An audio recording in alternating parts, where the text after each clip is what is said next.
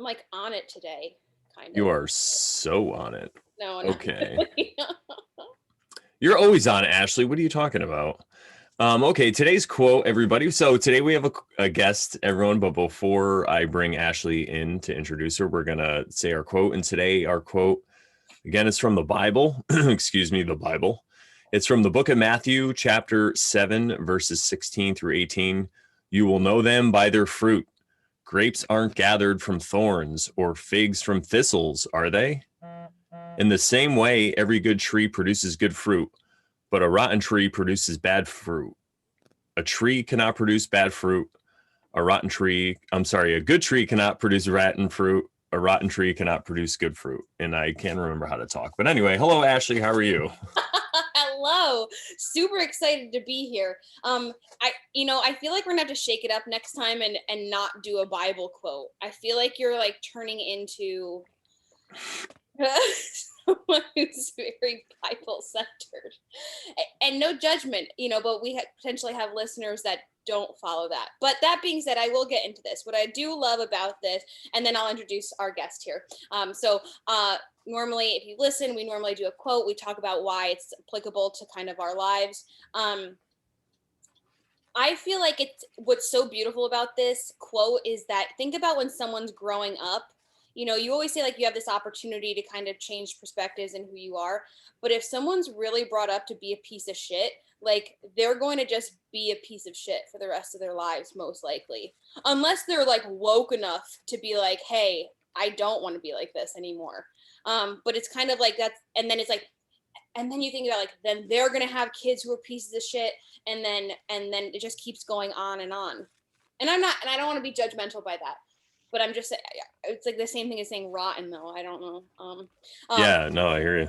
That being said, let's introduce our guest here today. We have our second episode here with a guest. Our guest name is Michelle. She has volunteered her time to come on the show, and we have never met her before, so we're kind of just getting thrust into this, which is super exciting.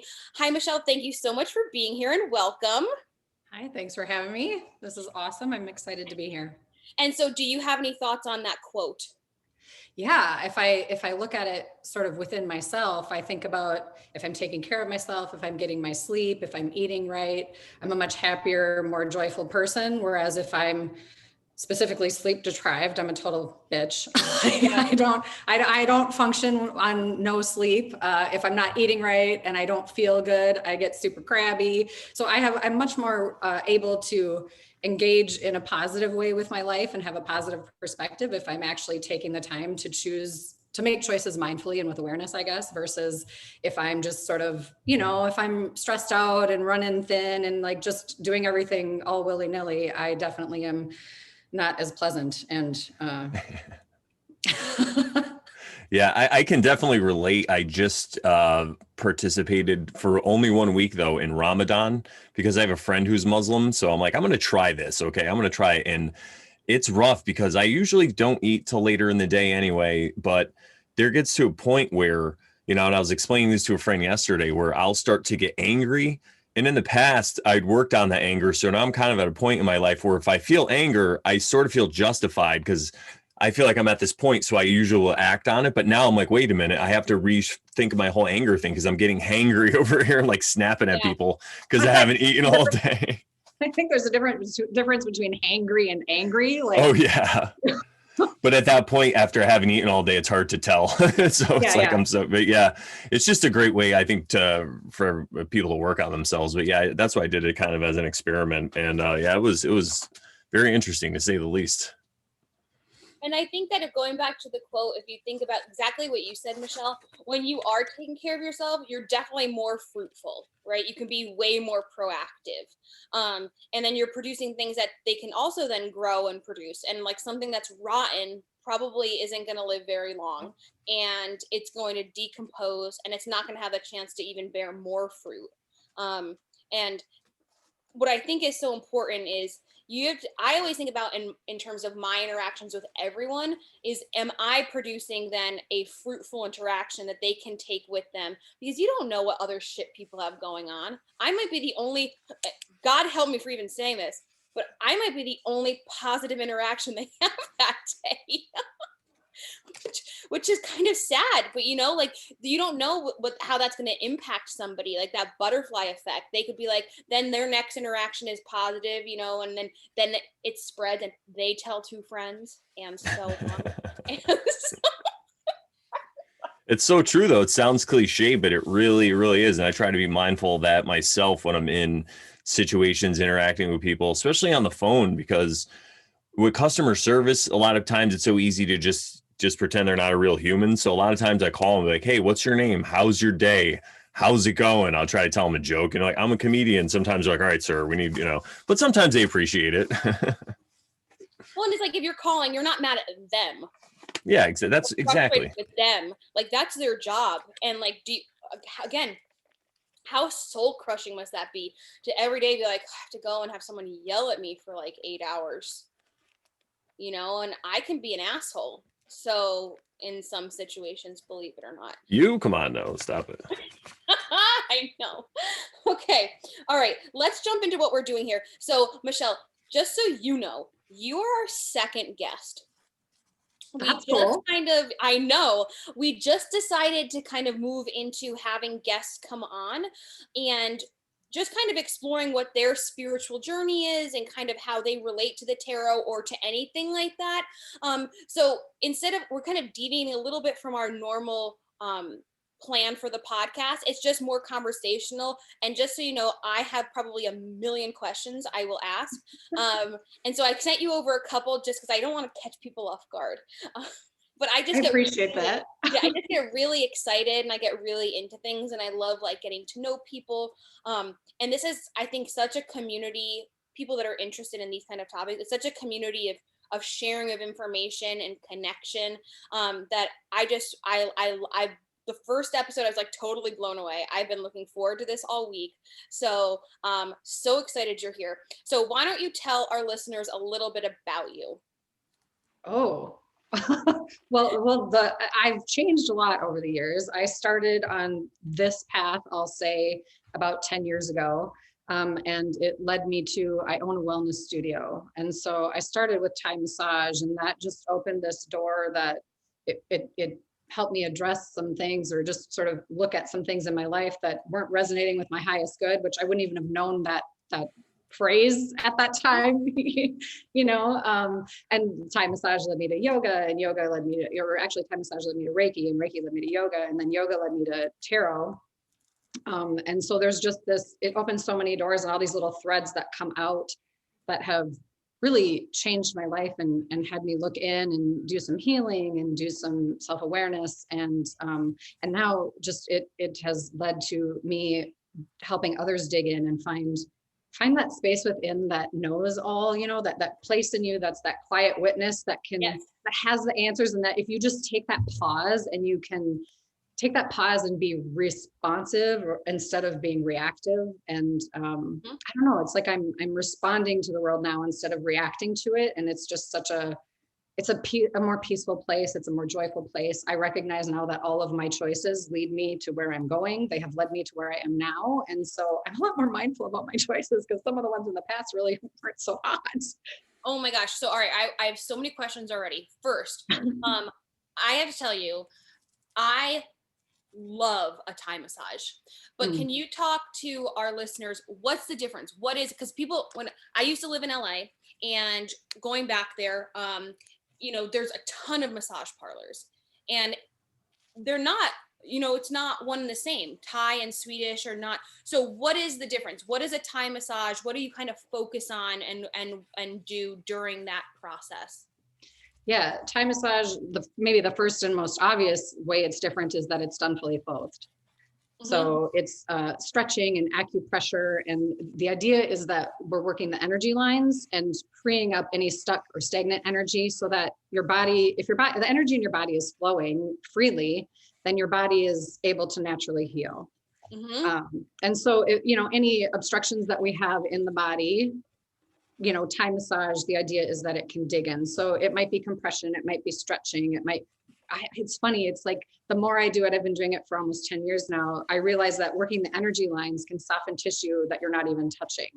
So it's kind of amazing. And I think I always think of like, now that I've been doing it and been receiving it for so long, my feet are drains. My feet are drains. And that's just where stuff rolls out. I can feel it the minute I lay on a mat, they start tingling, they open up, and I already feel things releasing that are no longer for my highest good. So, Yes. and it just, I mean, every session is different. I take notes on my sessions, but from one time to the next, I never make an assumption. I've learned that lesson. It's like, oh, they have this spot here. It's like, then the next time they come, it's like, oh, it's not there anymore. It's moved to the hip, and so I'm really meeting the body, and listening to it, what it's telling me on the mat that day. And it's amazing how much it can change in a short period of time. And it depends on what's going on in your life. How much are you taking care of yourself? How much stress do you have? How much have you been moving your body, and have you doing so in a way that's in alignment so that you're not, tweaking your back, or have you been hunched over a computer like this all day? Yes. So I love that it's different every single time, and that there's not, when you first start, you do the sequences and it's all very, in your brain, and then you learn it, and then it's like, now you have the foundation, and now you can work intuitively, and that changes everything. And so the Thai massages I've gotten, there is elements of the person standing on me. Is that like traditionally what they do, or am I just going to some potentially shady studios? It's not unheard of. I mean, you definitely can stand on people, but I would say most of the time right out of the gate, I'm not standing on people. Some people need that kind of pressure, Yes. but you use your feet, your elbows, your knees, your hands. Sometimes I sit on people because, like there's a thing called like a blood stop, where you can kind of pause the blood for a little while. And then when you release, it flushes through, and just, it creates heat, and it moves things. So, but I always ask permission, it's like that. If somebody's landing on my mat, never had a Thai massage before, have zero idea what to expect. It's like, we have a lot of conversations around that, but it's also beautiful because you work with the breath. So if you don't know how to breathe, it's a very different session than if you learn how to breathe. And if you're breathing into your belly and you're inhaling and exhaling with the session, you can move things so much faster. I love the stretching aspect of it, but going into it, and if you've listened to our show, that I'm in the process of going through a divorce. But my ex, I remember one time I brought him to a massage parlor, and I was like, I'm getting the Thai massage. He's like, I'm gonna get that too. And then when we got out of it, he was like really disappointed, because he was like, he's not flexible. And so he did not appreciate all the stretching, and he wanted the very hands-on traditional Swedish with like the long strokes and everything like that.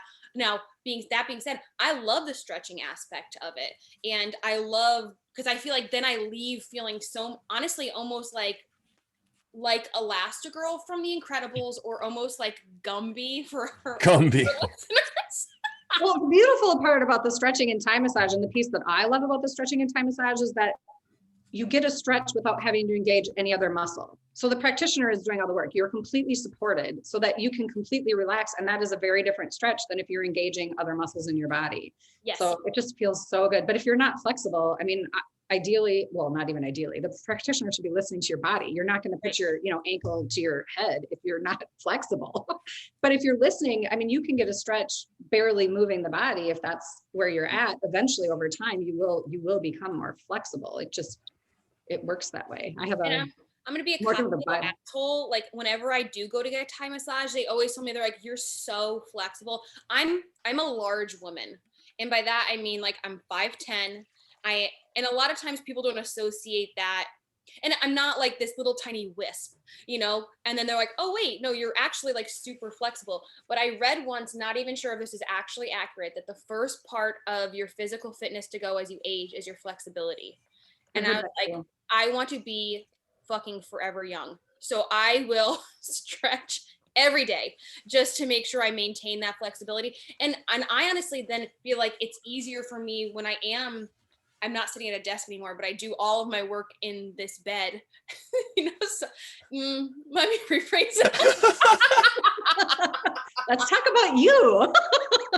Now I have questions. But, like, I feel like I'm like hunched over the computer. There's not like, I'm not sitting at a desk like as you would traditionally. So I can feel it at the end of the day, how much I feel like I need to stretch everything out. So I love that. Now let's talk about Reiki. Okay. Can you kind of give our listeners an explanation of what that is? The short answer is it's universal healing energy that just helps with relaxation, moving energy. That's the short answer. And what exactly does that entail? I work hands off. You don't have to, but I just find that working hands off, and part of that is because when I receive Reiki, I go away. It's like I'm in the room, but I'm just off in the ethers exploring. And if people are touching me, it has a tendency to bring me back and forth. Yes. And so I like to stay, like, to me, Reiki, one of my clients said it best. She said she had never had Reiki before. And she said, it's like I literally just snapped my fingers and went into meditation. I've never been able to relax that quickly. And that's how it works for me too. I don't think everyone is that way, but it definitely, it brings you into that state of the gap where you get to just rest or go off with your guides or with your higher self and just learn and listen and see what comes in for you. I get so many intuitive, like divine downloads, I call them, when I'm in a Reiki session, where it's like, okay, well, that class just happened in that session. Now I got to go write stuff and go do some work, or holy crap, I need to heal from that. Let's dig in that, more. Now I need to sit with that and, figure that out. So it's this beautiful gift. And when I first started Reiki, I was like a skeptic. I was like, I don't know about this stuff. I don't know how I feel about it. I don't know how it fits with my life or my, my whole entire being. And then now I'm teaching Reiki trainings, and it has changed my life in such a positive, powerful way that it's incredible. I've never gotten it done. I'm going to be honest. No reason why, besides the fact that I just never booked the session to go and do it. But when you do it, do you have like your clients like sit in a chair, or are they like lying down, or are they standing up? I don't know. You can do it any which way, but my sessions are an hour and a half. So I have them comfortably laying on a massage table, and and that's so Thai massage, back to Thai massage, that's done on the floor on a futon. So when I do Reiki, I used to do it on the floor, and I'm like, that's too hard on my body. I need my body to be in alignment. Otherwise it's just different. In Thai massage, I can get stacked, and in Reiki, I can't, because I'm moving around in a different way. So I have a table that they lay on comfortably, heat on their back if they want it. And then, eye pillow if they want their eyes covered to go into their happy place. And I work with singing bowls at the end of the session too. So and what is a singing bowl? I have Tibetan singing bowls that vibrate to chakras. So it's another way to move energy. So it's a way, you can burn sage, you can burn Palo Santo, you can, or you can, singing bowls is another way to just clear some things. So at the end of the session, I just find that they're already open, they're already clear, and this vibration just feels, if you're sensitive to energy, it's like this blast of just amazing. It's just this amazing feeling. You can feel the vibration. I had a client last week. It was the first time in the singing bowls where she's like, remember that bowl? Yeah. And then I told her, and she said, I felt that. And she named where she felt it. And I said, well, that's because that's this bowl. This bowl is for those areas in your body. So way to go. You're tapping into your intuition more and more. So it was really cool. It was an affirmation of validation for her. And for me, I was like, go singing bowls. That's so cool. That is great. Have you heard of tuning forks also? I have. Yeah, I've heard a little bit. I haven't looked into it too much just because of stuff I've been looking into it recently, but I've heard something about it quite recently, and it seems to be work really well, to get people into different vibrations and stuff. Yeah, I worked with a QNRT therapist for a while, and he used tuning forks as well. It was like, oh my gosh, if you're sensitive to energy, those sound waves are incredible. They move some stuff. You're just like, oh, I have so much energy right now. I don't know what to do with it. Yeah, sometimes I listen to different frequencies on YouTube. There's some different channels that have like golden frequencies and like some for whatever. But yeah, it's kind of similar to that, I think. It's nice. Yeah. I feel like I'm lost in this part of the conversation because I'm like, whoa. I'm so interested though in getting this. So if someone comes in for like a Reiki session, what would you say, like, this is what you should expect? I would say the more open you are to the session itself, the more, I don't want to say the more powerful it's going to be, because it can be powerful even if you're not as open. But I find that the more open and just like, okay, let's see what happens and just be present in the moment, the more things that come in. If you're not ready, you're not ready. And then it doesn't come in. And that's been the case for me on occasions where it's like, not yet. I know it's coming, not yet. There's some other work I have to do before this comes fully in, or I'm going to be a complete disaster. And I need to hold myself together to do my life. So, you know, and trust that and honor that. So, you know, there are times in a session where I'll get intuition come in that just says, you know, not this time for certain things. And that's okay. And I honor that and listen to that. And, you know, sometimes stuff comes in where I'm like, oh, this is going to be a tricky thing to say, but I'm supposed to say it. So I'm going to. And then the client sometimes is like, yeah, no, I'm like, that's okay. You can say, yeah, no, but I'm just going to tell you that when stuff comes in, it's going to keep coming in until you decide, until you choose, because this is one of your life lessons. And so this is something that eventually, and, you know, your guides can be patient or you know, you can be patient with yourself, but eventually that divine intervention is going to happen. And what I call the 2x4 is going to come in, and then you're going to have to deal with it, which to me is like the Tower card, right? Like, here it is. Yeah. Oh, Yeah. I'm so interested in seeing how I would respond. Let's do it. Let's do a distance Reiki session. Book one. I'll do that for you. Can you do that? You can do it distance. Yeah. Well, okay. So, we'll get into this at the end, kind of where you can kind of do your little plug, but I'm so interested. And funny story, I just had a talk yesterday with a potential roommate who does Reiki. And I went into my whole thing of like, what? Like, I don't, anyway.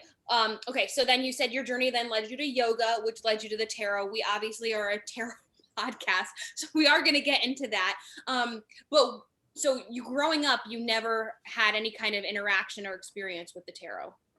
No, it was not really a thing in my family. It was considered not cool, not allowed. Yes. Okay. All right. And so when you first when you first interacted with it, or when you first like looked into it, did you feel like you still had those kind of like preconceived notions about it? I definitely still had some fear around it. Yes. Mm-hmm. And Absolutely. So how long have you been working with the tarot, or just interested in, you know? Working with the tarot, maybe 5 or 6 years, somewhere in there. I had my very first tarot reading. It was funny enough, it was on a trip in Chiang Mai, Thailand. I was studying Thai massage with my teacher, and my teacher was like, hey, I'm going to go back to my room. I brought my tarot cards. Does anybody want a reading? And a couple of us were like, yeah, let's do it. You know, I trusted my teacher at that point. I was definitely in this world. I had decided I just needed to, I needed to understand who I really was and what my belief system was, and how the divine worked for me and within my soul. So I was like, let's just see where this goes. And at that time, and I don't know how long you want me to get into this story, but at that time I was in Chiang Mai, Thailand. My sister and I were supposed to be there together, but my sister couldn't come because my nephew had brain cancer and she was in Chicago. He was getting treatments for brain cancer. So I wanted to ask, you know, can you tell me about my nephew? But I was like, yeah, no, I'm not going there, because I maybe don't want to know that answer. By the way, he's fine. He's graduating from high school this year. He was 10 when it happened. It's amazing. Oh, cheers. So super cool. But so I decided, well, I'll ask about my business, because at that time, my sister and I had just started, you know, our business doing Thai massage. And I knew that things were changing. I could feel it, but I didn't really know what that looked like or what that meant. And so I'm like, well, I'll ask about the business, because that feels quote unquote safe. Yep. So I did. And it was this great reading, and it was spot on. I mean, she was like, you're going to do well, but it's not going to look like you think it is. And it's super funny, because my sister and I don't work together anymore. Her husband got a job in North Carolina. They moved to North Carolina, and we went our separate ways. Right. And so we were in it together for, you know, that was our vision. Our vision was to do this together for forever, basically. So that changed everything. And then, you know, it was like, oh, this was really cool. And that didn't seem so terrible, you know? Yeah. To bring it back around. Okay. And so you got this initial reading, and then were you like, kind of like, oh, it's not as scary, I could get another one? Or were you like, oh, I think I could actually get into this? I think it was like, I got the reading, and then a lot of the yoga classes I was going to, like, we'll pull oracle cards or tarot cards. And then I started, like, I had oracle decks, and I'm like, oh, this is so cool. Cause you know, it's when you really get quiet and tap in and set an intention before you pull a card. Like I've never pulled a card that hasn't been like, oh God, you know, or, oh shit, here we go. Or, oh, that is so spot on. Or thank you for the new perspective. Like for me, that's what the cards are all about. It's like, if I'm swirling, that's my favorite time to pull a card of any, whether it be tarot or oracle, because it gives me that new perspective. It gets me out of that rut of whatever the chaos and anxiety is that's happening, and gets me into like, oh, I can shift into this, and this gives me more clarity, and this gives me a different focus. And now I can come into this with a little bit more mindfulness and a more positive vibe, I guess. Right. Yeah. And then it led to classes and, you know, and honestly, it's just been I've been reading for friends for years, but I haven't opened it up to my clients until, well, my studio was shut down for COVID. So it was like, well, I'm going to get creative. What else can I do? You know? So I just kept adding things, and they have been like some of the most fun. I love that. So you got into it. Do you remember the first deck you bought? I do. It was Shadowscapes. I just thought it was pretty. It was gorgeous. There's obviously like so many out there. So did you see the cards beforehand, or you just went off the box? I looked online. Oh, and I definitely searched to see what the cards looked like. I'm that person. Yep, absolutely. Yeah. But I don't use that deck as often anymore. Why? I just am drawn to other decks now. I think it ebbs and flows for me. And I think sometimes I'm called to certain decks, and I just, usually once I start the reading, I know why, but that one just isn't called to the forefront in the now, but I know she will be again. It's just not now. So when you're saying that, when you start a reading, you realize why you picked that deck. Do you, like, before the reading, someone's like, hey, I want to have a reading with you, and then you go over and you're like, this one? Or do you I think it's more, it comes in when they book. Like, I'm like, I get a feeling, and sometimes that changes right before the session, and I don't think it's ever changed during the session. But also I just have decks, some decks are a little more gentle. Some decks are a little more intense. Some decks are a little, I don't know, they all have their own vibe. And I'm a person, and I know this is against like most people, but I love to honor the authors and to read from the book and use my intuition. Sometimes I get completely different intuition than the book even says. I'm like, well, I'm going to tell you what the book says, and I'm going to tell you like what the focus that's coming in for me is happening right now. But they're all so different, and they all have their own vibe. And I just think that's so beautiful. But I like art, and I like to read, and I like people's interpretations of things. So I don't know. I know that a lot of people are like, oh, don't read the book, trust your intuition. I'm like, well, it's not that I'm not trusting my intuition. It's just that I like all the things. Yeah. And, so this week I'm pulling, all my cards of the day are coming from the Mermaid Tarot, because I've always associated myself as like a water animal. I'm very awkward on land. And you're right. They spend all this time developing the art to be able to have people interpret it, but also like there's things that I'm looking at. I don't use that one all the time, and I'm not familiar with a ton of like aquatic mythology to be able to say like, oh, that's what they're talking about here. So I always look at the description of the card, and then I see if there's anything else I can pick out. But you're right, they're not all made the same. So do you have a favorite deck you're working with right now? I do. It's sort of been my deck of the year. It's called the Lightseers Tarot. Oh my God, isn't that what she used last week? I think so. Yeah, I think so. I have 3 favorite decks right now. Okay, what are they? The Lightseers Tarot, the Fountain Tarot, and then the Crystal Visions Tarot. Anything with like crystals, I'm like so on board with. I'm just like that person. It is the Lightseers. Shut the fuck up. So synchronous. I put it in my Amazon card. I love this. It has light and shadow. That's one of my favorite things. I'm like, you have to work on both. And so the fact that it gives both perspectives, I know it's just reversals, but it feels different in this deck. Yes. It just does. It's like, because like the way it's worded and the way they break it down, it feels like this is the positive aspect of the card, and this is like what to look out for. Yep. And I know that that's probably how reversals work anyway, but the way, I don't know, it's just the way it's written and the way she breaks it down, and even the way she describes each card. I love this deck. I like that interpretation also myself, because I think I relate better to people who talk about tarot, and when they talk about somebody who has a different aspect, but then it's also something you can work on. It's not like an excuse for you to go crazy. So it's that same kind of vibe. So this way you could tell the person, listen, this is what it could mean, but you should also watch out for this, because it's not such a negative thing. Because I feel a lot of people, especially if a card comes reversed, if I'm reading it that way, or if it's a certain card, they just get this right off the bat, a negative feeling. And I'm like, there's no reason. Even if you get, like, I did a reading for a friend last night and the Tower came, it's funny you mentioned that. And I was like, this doesn't mean it's anything bad, it just looks bad. The tower is a gift. I've lived through the tower. I had several tower years in there not that long ago where I was like, okay, this is good. This is good because all the stuff that I don't need anymore is going away. And that means that I get to rebuild my foundation with a stronger base and a better life. So I'm like I call myself an optimistic realist. Yeah, I'm the same way. Being so positive. But that might just be my sign. It might be in my stars. Well, okay. First, I'm going to say, I think this is a sign I need to buy that tarot deck. Like, just buy it. It's in the fucking Amazon cart. So I think I'm going to do that. Second, so what is your sign, Michelle? I'm an Aquarius. My sun is Aquarius. My moon is Pisces and my rising is Sagittarius. So, and what do you feel like you identify? I didn't feel like all of those are encompassing you, or is there one you feel specifically drawn to? No, they're all a part of me for sure. I think I resonate a lot with fire. I'm a doer. I'm a passionate person. I used to live in anger a lot. Not that that's just fire, but there's a lot of fire there. I've wrapped my head around that and done work around that.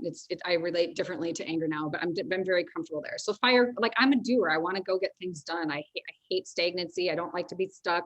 Yep. And not to go into Ayurveda, but like my Ayurveda is I'm Pitta Kapha, which is earth and fire. And so like my Kapha can keep me stuck and then my Pitta keeps me moving. So I've just enough of both to keep me grounded. Anyway, sorry, that was. I so badly want to get into that now, like because I've been reading it. Anyway, I'm digressing. I see. This is what happens. I have like a million questions. Okay, so have you used the Rider Waite deck before? I haven't.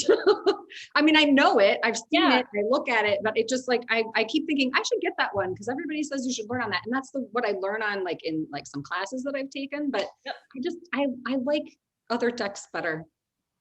So funny because the same thing last week. She's like, I just didn't ever felt a connection to that. That wasn't my first deck either, but I have an aunt who would read cards and she always used that one. So then I always felt like, I almost felt like there was like an expectation that I had to have that deck. And I can appreciate it now because I feel like that's what a lot of people are more familiar with. But when I do readings for people, rarely do I use that deck specifically because especially if it's their first time getting a reading done, those images can be kind of startling.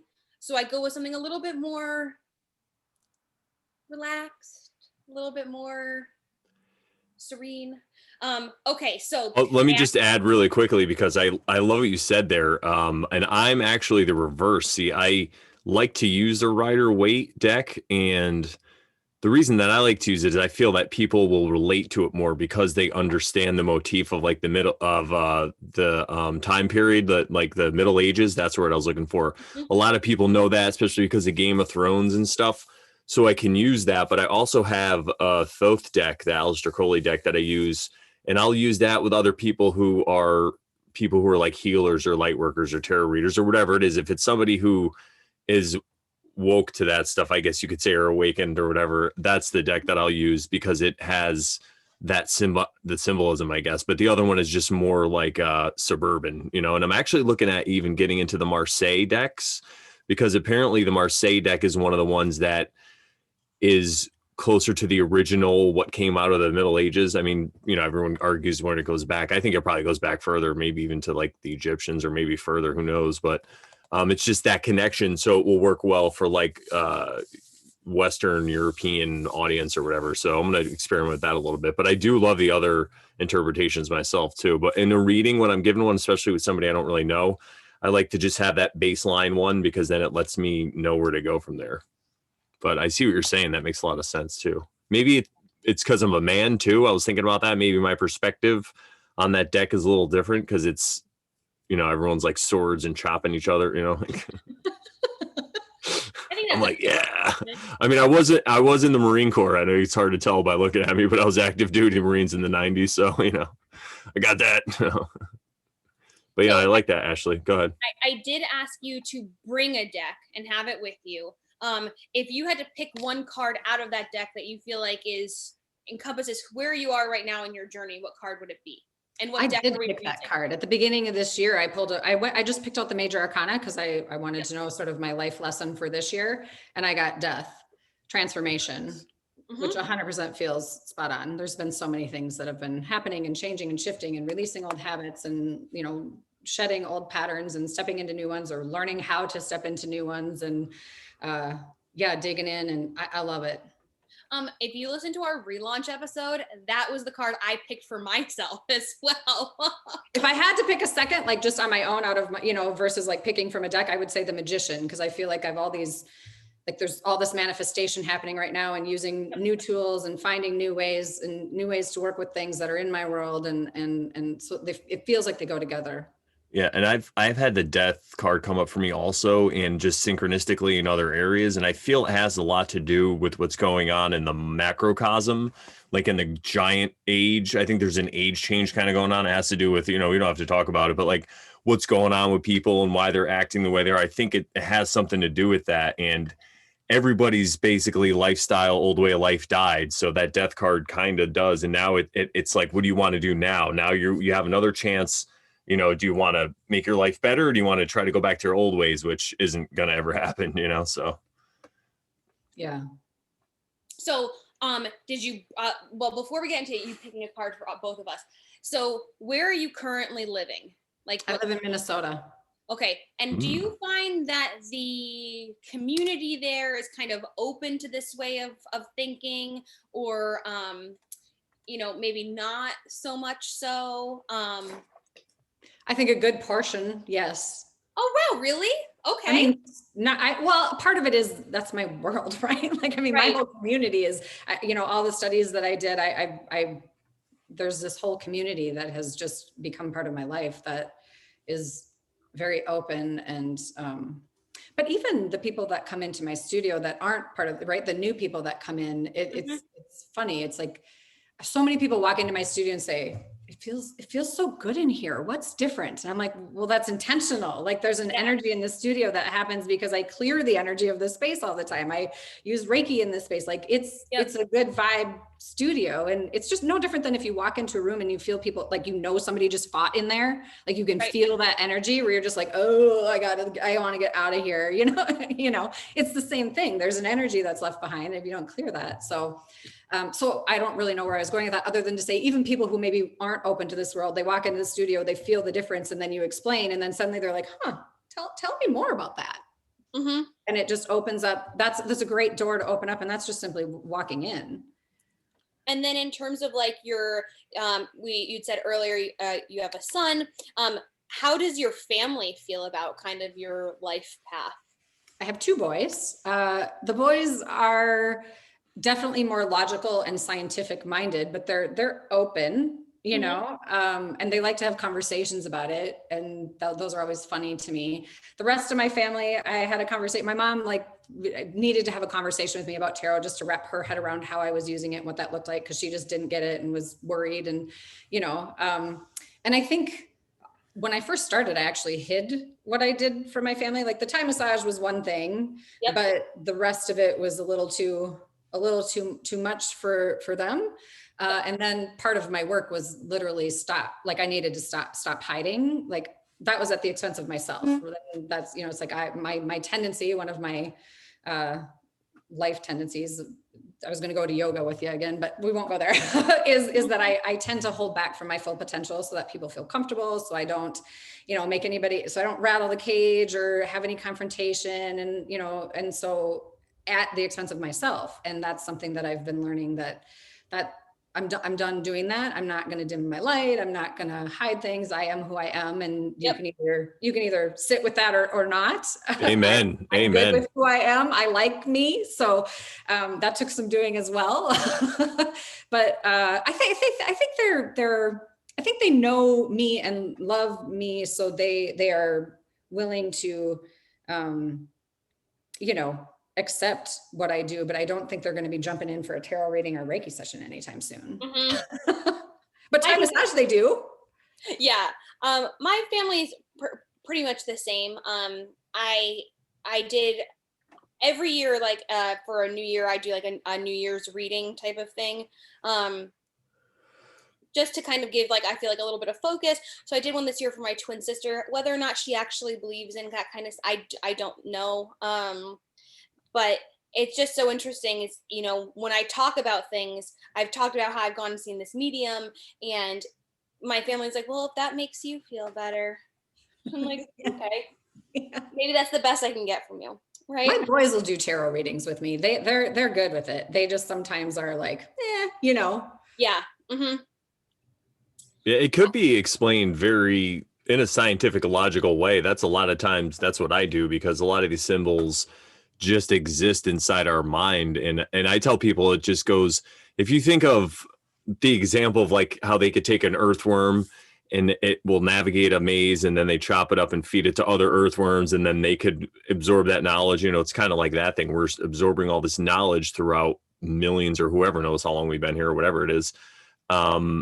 So we can access that. And it's kind of like you said, our higher self or another part of ourself knows it all anyway, but can't tell it to us because we'd probably go crazy. So it hints it to us. And then the tarot is a way to hint to it, you know, and then synchronicity lines up kind of the same way. Yeah.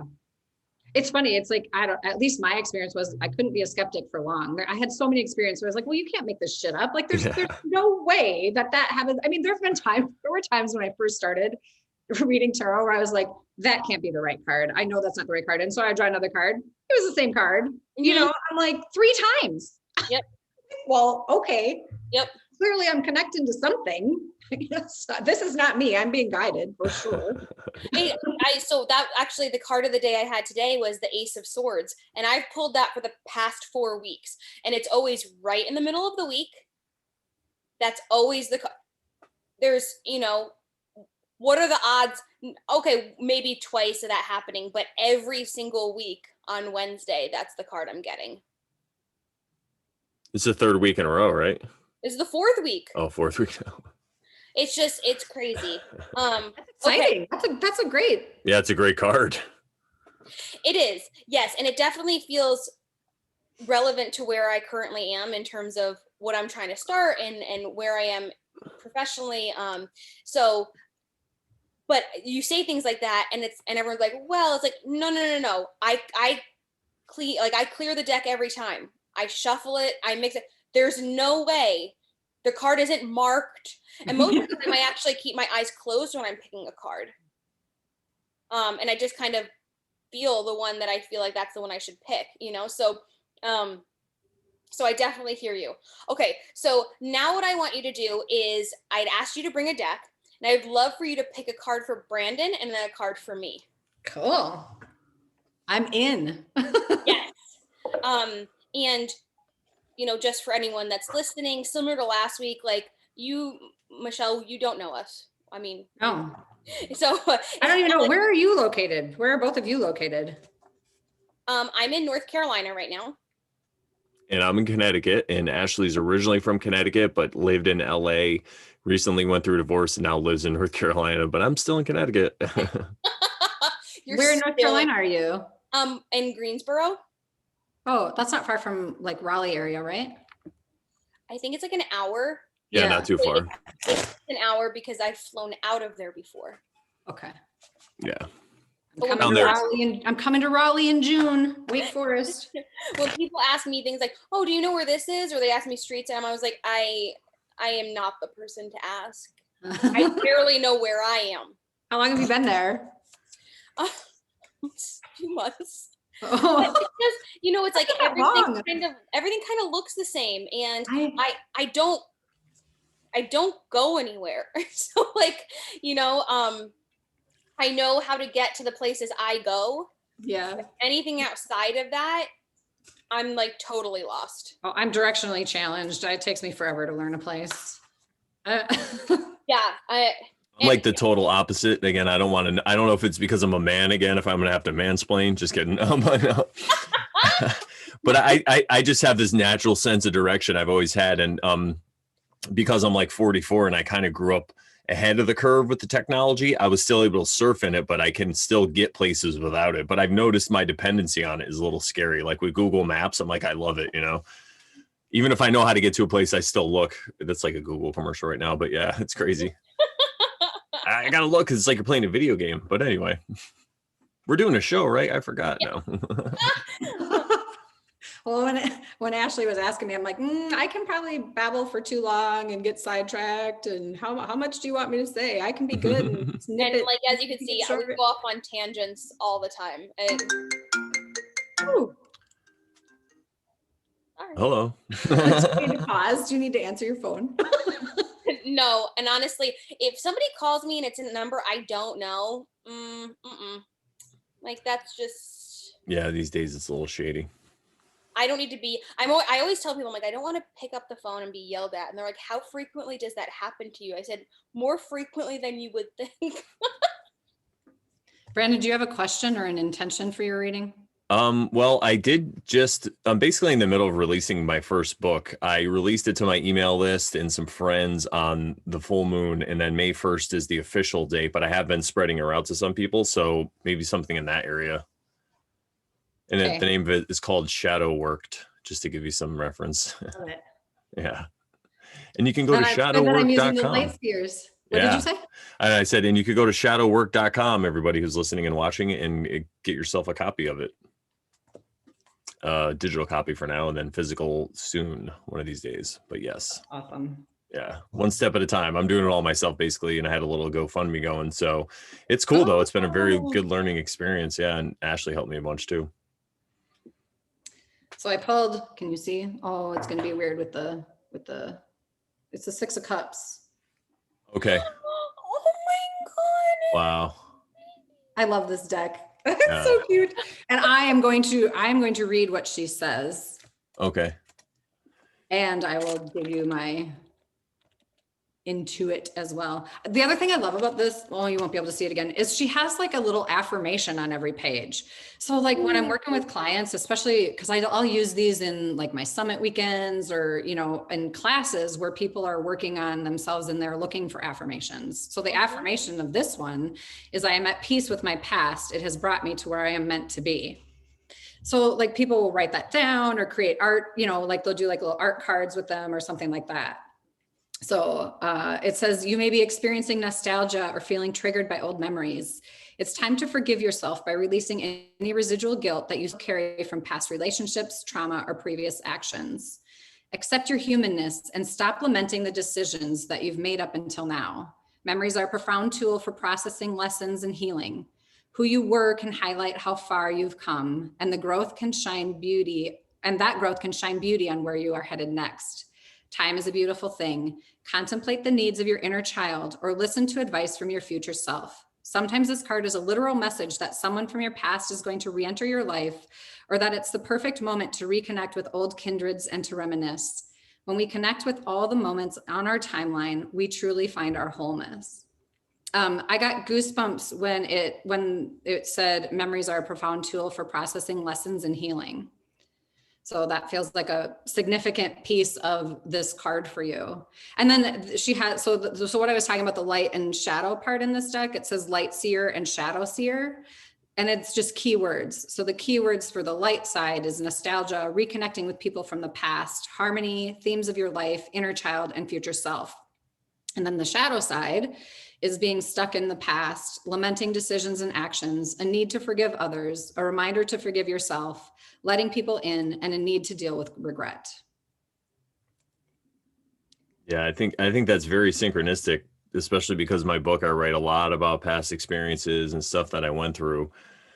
So, and that also reminds me of a dog that I had when I was a child. And then I don't have a dog now. I have 2 cats, but I want to get a dog.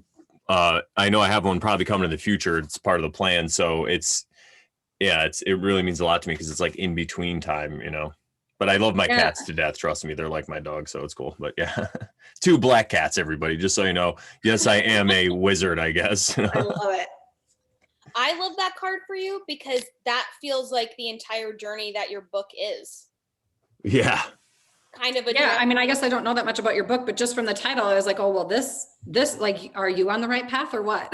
Like, that's how it feels. It feels like you've done a lot of healing from the past and you've done a lot of work and you've learned those lessons and now you're incorporating them. And honestly, like I haven't read the book or don't know much about it other than the title, but it's like, and those lessons and that healing actually allows you to inspire others and offer healing and insight and, you know, lessons that they can also learn and step into. Yeah, that's the most important stage that a lot of people who get into this work and truth discovery in general, I'll just say, it's the stage that they fail to get to, and it's that expression, which is true wisdom. You can encounter facts and then they could become knowledge for you. But in order to become true wisdom, you must embody it. It makes sense to you.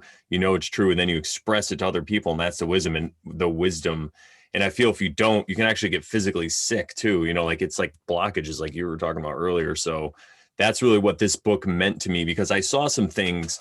It has a lot to do with my past, and then it has a lot to do with just things I saw around me. And I talk a lot about psychology and behavior, and I talk about like going through boot camp and Marine Corps boot camp and stuff. And yeah, so being able to express that now, I don't have the need, like I have to tell everybody. I'm like, just go read my book. It's all in my book. You know what I mean? Like I used to be like, just watch the podcast. Now I'm like, just, it's in the book. Just go read it and then come talk to me. So yeah, it's nice. It's like a weight I've been able to let go off of myself. So yeah, That's thank you for that. Yeah, issues definitely live in the tissues. Yeah. You know, your emotions, I mean, they manifest into your body. So, I mean, yeah. Thank you. How about you, Ashely? Thank you. Mine would probably be primarily work focused. I was talking to someone yesterday and they're like, oh, and then like you can, you know, you'll potentially like find somebody else or whatever. And I'm like, I'm not even focused on that. Like I'm not even looking for, I'm focused right now on my business. So that's what I would like to know more about. And this is Gizmo, if you've heard us talking about her I before. have. Hi, Gizmo. Little angel. Oh right my here. gosh. I know. She's loud awesome on the mic, I know.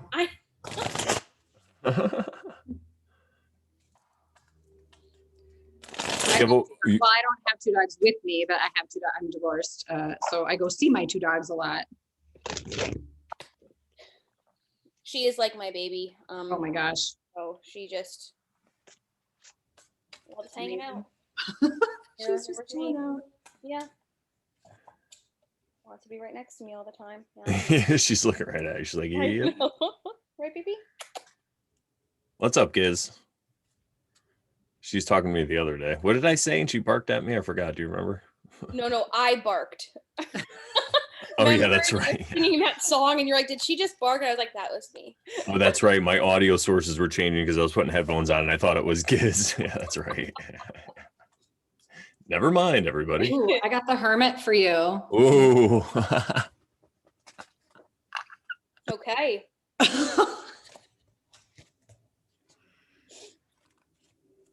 All right, Take that, Ashely. So the affirmation on this card is inner sage, inner mentor, inner guide. Show me my brightest light so that I may see with all my heart. It's time to make space for your sacred aloneness and self-care. If you are feeling disconnected from your spiritual north, this time of solitary withdrawal will help you to connect with your own compass.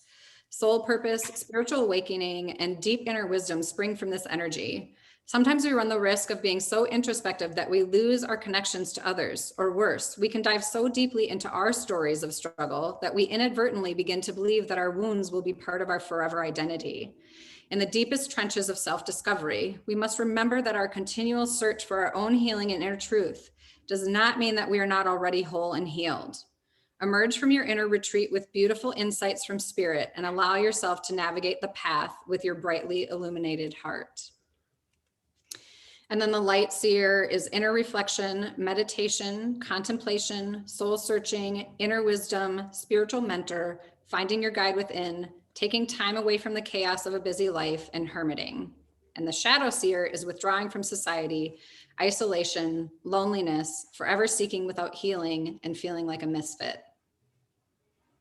Self-care, self-care, self-care. And maybe a little bit of a message to get out of that logical brain and trusting spirit, trusting your higher self, trusting your soul space, however that resonates with you.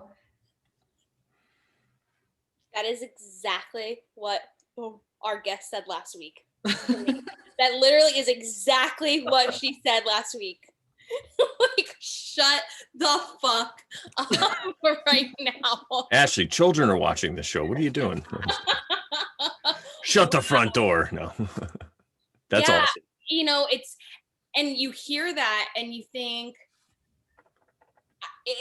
I'm sorry, it's so crazy to me is that if you talk to anyone in my family, I feel like they'd be like, she's not logical at all. who even knows what she's got going on? Like, what the fuck she's doing? But in my head, there is like a logical order that things need to go in, for what my perception of success for this business, right? It has to be like this. And it's so hard to break out of that, because for me, there's like a comfort in like that schedule and kind of that like progression of things, you know. And then if you like, oh well, no, it's gonna be, it's like, no, that seems chaotic and disorderly, and like I just feel very uncomfortable with, like, I even feel myself being like, no, I don't like that. But it's so hard to get out of that mindset, because like I was an athlete before, and you do this to achieve your goals, right? And then to say like, no, you just have to trust yourself, like have that introspection, and just it's a work in progress here over at Camp Ashely. I have two quotes for you that changed my life. One is from my yoga teacher, or she's my main teacher, my Thai massage, yoga, Reiki. And that is, we can always control our inner world, but we cannot control our outer world. So relinquishing control of that outer world, that need for controlling the outer world, because we really don't have any control over that anyway, but we do have control over our inner world, how we interact, what our perspective is of the outer world, all of those things we have control over. The other one, and this one I use every single day, and this came up in my QNRT session, and it is, it's basically a little prayer every day, because I was blocking myself, and he said, you need to say a prayer, and you need to ask that your ego step aside so that you can receive the guidance. So I say every day, may my ego step aside, that I receive the answers and guidance necessary for today for my highest good. And it literally has changed my life, because I get in my own way all the time. Everybody does. Yeah. And that phrase just keeps me in check. So I'll like catch myself, and I'll just say that prayer, and it gets me back into that place of, okay, I'm connecting here. I need to connect here. Yeah. Or here, really. Right. Yeah, like balance it out, because I think in this society, we're so, especially in the West, we're so like driven by our ego. Yeah. And it could be very dangerous. Whereas like, if you, like you said, let it step out of the way sometimes, because I feel it is such an imbalance. And I mean, you know, not to get down on the ego, because you could use it sometimes. It's a valuable tool. And I mean, it can help you in certain situations. You know, it helps me perform in front of people and be funny. But, you know, there's times where that has to get out of the way and have to connect on a spiritual level or on a better level. Yeah. Yeah, I was gonna say, it's not like we never use our logical mind or never use the ego. The ego has a place, and it has value, and it keeps us safe many times. Yeah, but for sure. But it also gets in the frickin' way. Yeah. And that's what she said last week. She said, like, you know, you're trying to get information and inspiration, everything, all the knowledge that you need, but you need to be like, get out of your own way so you can take it into yourself. And it's like, in my head, I'm like, I feel like I'm doing that. You know? Good. It's a sign you're on the right path. Yeah. Like I said, work in progress over here. So, and again, going back to what you're saying about when you're like, it can't be a coincidence. It can't be, you're not the first person to say this. You're not the second person to say that to me. It's been a consistent kind of message. So I'm going to go ahead and say it is a coincidence, because a coincidence is a beautiful thing. And most people just misunderstand the meaning of the word coincidence, but it is a synchronicity. And I think another synchronicity is the fact that she was telling you the quote about how you can't control the outside world. Somebody's actually trying to call you at that moment. It was great. It was like, yeah, see, you can't control it. It just happens. But you handled it beautifully. We just kept rolling and just ignored it. Yeah. See, there you go. And these are totally random numbers that I'm like, I don't even know who that is. They're probably trying to offer you auto warranty. I get those quite frequently myself. I'm like, okay. Yeah. Well, I love that. Okay. So, thank you so much, Michelle, for that. Honestly, like, clearly I got some work to do. I'm a little, if you listen to our very first episodes, we would talk difference of the major and the minor, right, cards. And whenever I would pull a card of the day, you could go back and I'd always be like, I always get these minor cards. I want a major one. And then when my shit fell apart and that's all I was getting was those major cards, I was like, I don't want this anymore. Like I know it's like the major cards come up and it's like, I'm not even driving my own car of my life here. I feel like everything is just out of control. What is going on? And it just like to me, when I explain to people, like if you get those, that means that there's big potentially things coming into your life, potentially changes, something that for you to focus on. And for me, the minor cards were kind of like, yeah, these are things that you're working on that you need to like focus on, but like you're doing good. You're doing all right. And Brandon, like it's been the complete opposite. Initially, all you got was major cards. Yeah. The hermit all the time. Like what? It's like yeah. It's funny how that's like be careful what you wish for kind of thing. But it reminds me of, and I'll bring it back now because we're about to wrap up. I'll bring it back to like the whole footprints thing. And I like to talk a lot about the Bible and Christianity, not because specifically a Christian. I identify as a Christian only in the fact that I follow the path of Christ. I try to live to the golden rule. And I like a lot of what's in the Bible because of what it means to me now going through the path that I went through. So I try to use it to relate to an audience because we are mostly steeped in that. So when I could try to show people that there's more behind these words and what they actually mean, for me, it's very inspiring. So I'll bring it back to the footprints thing. It's like when you see that picture that's everywhere in a Christian's house with the footprints on the sand, and basically you see two sets of footprints, then one, and it said, God, I thought those are the troubling times and you ran away from me. And God's like, no, that's when I was carrying you. Mm-hmm. It's the same thing when you get these major arcana cards. It's because that's what you need in your life because, the shit's really hitting the fan. So you have a direction. It's a compass for you. It's like, okay, what am I going to do? Where am I going next? It's an actual whole portrait. It's like a book contained in one card. You could look off at the mountains in the distance. That can give you something. The people in the foreground, the people looking right at you, all these things. So in that way, I think it's great that the cards come when you really need them. And I'm really happy for you, Ashely. That's awesome. I'm happy. And thank you, Michelle. I want to say thank you very much again for coming on the show. That was really awesome. I really appreciate it. So Michelle, if people want to find you, not like physically, but if they wanted to find you online, how would they do so? My website, my business name is Jai Dee, Jaidee. It means kind-hearted in Thai. My website is JaiDeeWellness.com. And I'm on Facebook and Instagram. And if they go on we can link all of that into our description, but if they go on that, they'd be able to reach out to book a session with you if they'd like to. Yes, it's all online. They can book all the things or learn more about all the different things we do at the studio. I have other practitioners there too. And there's lots of choices. And so, I don't know what the status is of things opening up in Minnesota, but you're still going to be offering things online. Yep, we do both online and in studio right now. Yeah. Perfect. That will be true for ever now. I have to tell you, you being the second guest, both guests have totally knocked it out of the park for me. I'm like so excited that we went down this avenue because I'm learning so much and I'm getting so much out of it. So thank you so much for being here. And if you'd be open to it, I'd love to have you come back. Maybe if we did a conversation after I have my first Reiki session. We'll see. We'll see. That would be awesome. But thank you so much. And Brandon, do you have anything else you want to add before we sign off here? Yeah, I'd like to say that just go check out my book, everybody. Finally, it's here. It's ready. By this time it comes out, you can just go to shadowworked.com and go there. The way it works is you just give me a small donation and I send you the book directly. No middlemen involved. It's a great way. I think the future is going to start looking like this. So anyway, go to shadowwork.com, check out my book. And again, thank you, Michelle, for being on. And I can't wait to talk to you again. Thanks for having me. All right, everybody. Thank you guys for listening. And as we always say at the end of the show, Ashely, stay terrible. We just never get it right there. I know. I was looking right at you.